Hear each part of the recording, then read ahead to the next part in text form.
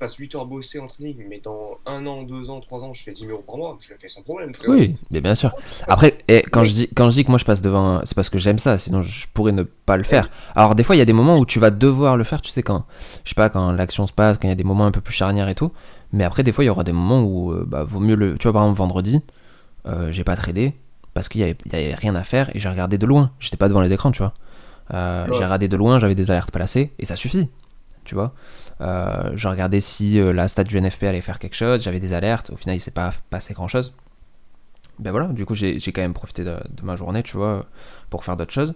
Et dans ce cadre-là, tu vois, tu peux le faire vraiment sur toute la semaine. C'est juste que des fois, quand tu vas avoir des zones qui vont être importantes, comme cette semaine j'en ai eu, mardi, il y a eu des zones importantes, il y a eu des points sur lesquels bah, tu as envie d'exceller, entre guillemets, tu as envie que ton plan se réalise de la meilleure des manières, bah, forcément tu vas passer un peu plus de temps sur le graphique pour définir tes meilleures zones, définir par exemple en fonction de ce que te propose le marché, de manager ton trade à la perfection, tu vois. Et ça c'est quand tu es plus expérimenté.